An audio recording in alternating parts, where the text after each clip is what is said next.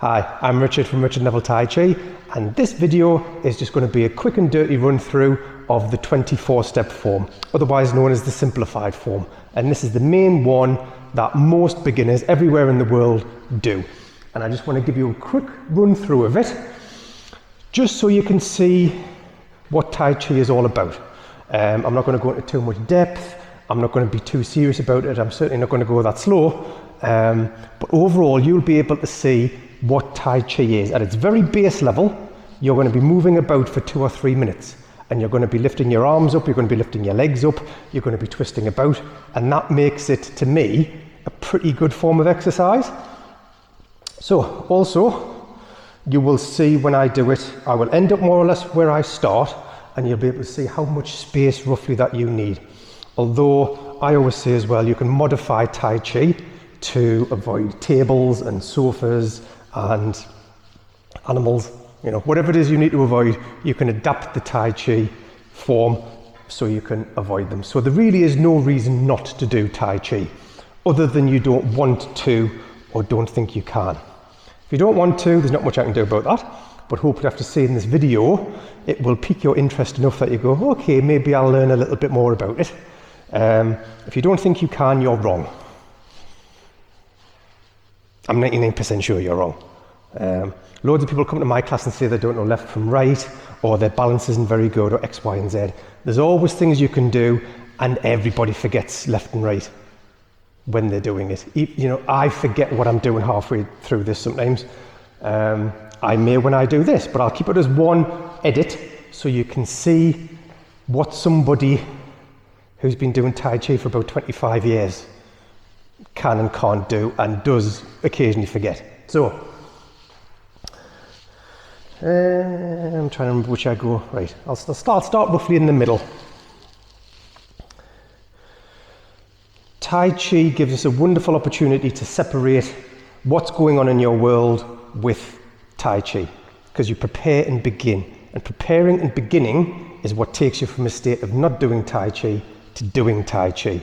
And that's just a really good starting point. You know, you've got all this stuff going on in your head, you've got all this stuff going on in your life. Right, that's going to stop because I'm going to prepare. Immediately, I'm already starting to sink down. I'm already starting to think about my breathing. I'm going to begin. Right, outside world out. I'm in Tai Chi world now. We do something called holding a ball. And holding a ball will either be on the right hand's on top, or on the left hand's on top. In this case, we start with the ball on the right, and we part a wild horse's mane. So we step out, and we part a wild horse's mane. This is a good view, or you'll have a good view, of the upper body. Where the mistake a lot of new people make is they start doing things like this. Now, I'm as flamboyant as the next person. In fact, I'm more flamboyant than a lot of Tai Chi teachers because I like the stretch and the movement. But in Tai Chi, you have something called your personal space. So my hand there, that is my personal space. It's about 12 inches or so. And the reason for that is if somebody starts pushing against there, I can sink my back leg to absorb some of the pressure. If they keep pushing though, I can step back and I can keep stepping back, etc., etc.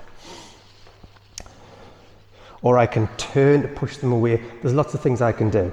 If my hand is there, and if my opponent just puts a finger there, I am now always on the back foot. I can't do a great deal.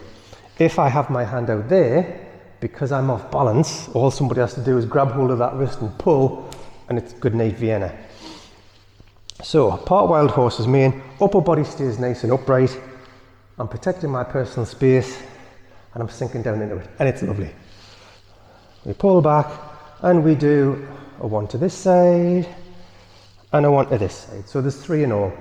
The instructions will tell you 2. So the first one is really just a preparation move to get your body in the right place that you can do one on either side. So we're there like that. Then we're going to pull in, pull back, and a lovely little move called white crane spreads wings. One hand goes down, this one comes around the ball, and we do this. This is the first example of lifting an arm up. The reason for that is if somebody's going to bonk you on the noggin with a bottle or something, that would protect you. You could then grab their wrist, turn it, pull it, push them that way, and you go running that way. We're all about defense, not about attack. So that's there like that. This is also the first example of relaxation. Relaxation. The only reason that this part of the arm is there is because that hand is there. If that elbow's up there, you're putting energy into that elbow that doesn't need to be there. So relax it. It's as if somebody's just grabbed hold of that wrist and it's there. So that is just along for the ride because it's connected. One of the good things about Tai Chi is it's all about doing less. You want to become more efficient with your energy movements. You want to become more efficient in how you move. So we got to white crane spreads wings. Now we're going to do a brush knee and a push. We don't brush the knee and we don't really push, but that's, I didn't name these things. So we drop and we lift, turn the waist, swap the hands. This hand's going to come down, brush over that knee, push it out to the side a little bit, bend the left knee, and we come forward. Now, that is the push, but you will notice, sorry, this floor is very slippery. You will notice if you focus on my legs, it's my legs that do the moving. I'm not pushing my arm out like that, because again, if somebody grabs hold of that and pulls, I'm gone, I'm done, I've lost. So it's mostly that. So whenever we come forward, it's just a question of bending the front knee. To come back, we bend the back knee. That's it, nice and efficient. Upper body stays nice and upright. So, was there. We do 1, we do 2, we do 3. Now we're going to play a lute. Left hand's going to pull the right foot in, pull back, lift, and kick out. 2 types of stances in Tai Chi. You've got narrow, you've got wide. A narrow one would be where your legs are just straight down and you're on either the heel or the toe. It's a readiness stance. So it's ready for you to kick or step or do something with it. That's all that's there for. The normal one, you want that nice gap between your feet. You want to sink down in between it and you're really steady and stable because you're right in the middle of that.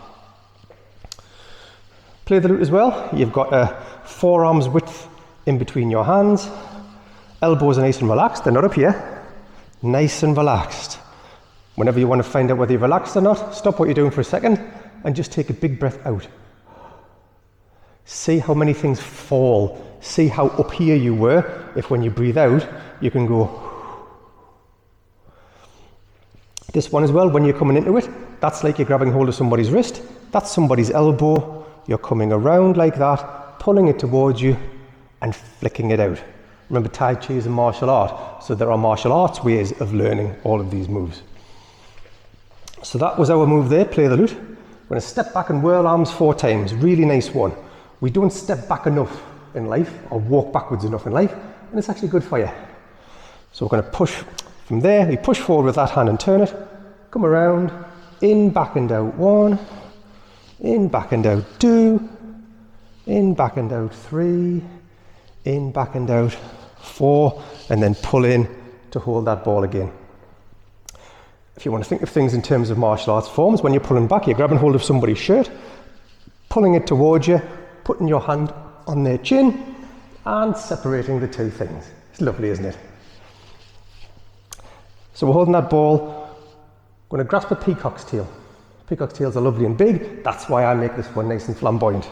So we step out, come up, pull down, again watch the legs, forwards, backwards, forwards, not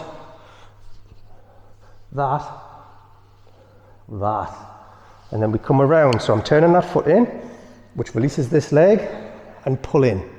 It's one of the things Tai Chi learns you, efficiency, and how to protect your knees by transferring weight into one leg so you can move the other leg safely. I'm going to do the same on the other side, so step out, I come up, I pull down, forwards, backwards, forwards. Now for a lovely thing called a single whip. Hands come around, we do our first bird's beak, where the fingers come together, come down, this lifts this leg, everything works in conjunction. So you're not just waving the arms about and moving the legs, arms move the legs. So whenever I'm doing this. This is lifting that leg. I'm pulling that across. I'm coming out. That's my single whip. Cloud hands. Very pretty, and one of the things that people might associate most with Tai Chi. Come across. 1, 2, 3. It looks like I'm just doing that, but it's not. Everything has a purpose. You know, everything, one's going one way, one's going the other. And when you're turning the waist, you're pulling in and pushing. You're doing all kinds of things. So finish there. We do another single whip into a high pat on the horse. So I'm stepping in and presenting, coming over, push and pull, like that. Crossing over, little step, cross the hands, turn and lift. The lifting motion's going to lift this right knee. Separate the hands, I make tiger's mouths, and I do a nice little heel kick through that one, and then step down. Make fists, come down and around to box an opponent's ears. So that gap in between the fists is my opponent's head, and I'm boxing his ears. It's lovely. It's lovely, isn't it? So there we go. We come around. I'm going to kick this way, so heel kick again. Bird's beak there. Lift hand over the right cheek here. Snake creeps down. So I'm coming down, forwards and up. This right hand's coming down, turning backwards. This left hand's turning forwards. Sink back and poke back. The golden cockerel stands on left leg. Now I do the same the other way. On the right leg this time. Step down, pull in. Weave with shuttles. So step out. I've got a vertical ball here. Turn it horizontal. Turn that wrist. Bend that knee. See how it would look to an outsider like there was a lot going on. There really isn't. It's a very efficient movement. And I do the same. Might see it better this way. So I'm stepping out. Turn that ball. Turn that wrist. Bend that knee. So again, that's deflecting something through. I'm bringing my weight forward so I'm ready to attack with the right leg if I need to. And then that hand is ready there to protect my personal space again. Step in. Come around to needle at sea bottom. Step out, push and pull. Come around, make a fist there, hide it under the forearm. Really nice sequence of moves this one. Step out. Move my left forearm out the way so I can deflect a punch there with that one. Flatten that foot, come on the toes of this one. I'm not moving my arms, I'm just turning my waist. That's going to parry a punch there. So then I can then step in and through and punch a punch of my own. Roll back, push forward, open the patio door, come around and in. Now I've stopped and moved about a lot, but I'm still, I don't think, a heck of a long way from where I started. So that is the Tai Chi 24 step form.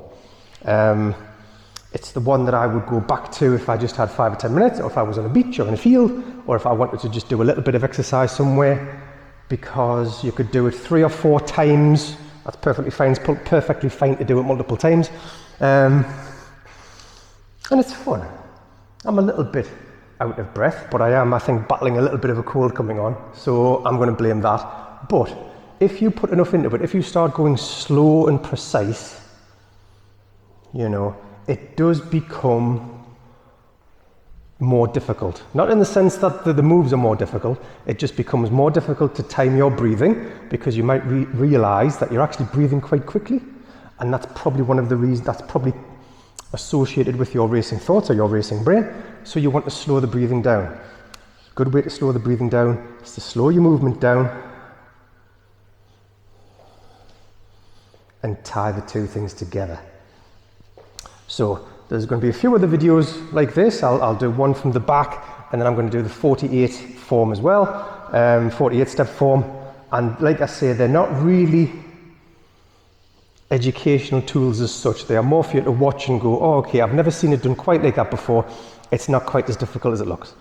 Because when you see demonstration videos and they're coming right down and doing all kinds of things, that's not real. You know, you would be better off trying to find a video of some lovely people in a park where they're really just When I came to review the footage, I noticed that my camera had cut out towards the end. Even the camera got sick of me waffling on and said it's time to move on. But that is Tai Chi 24 in a nutshell.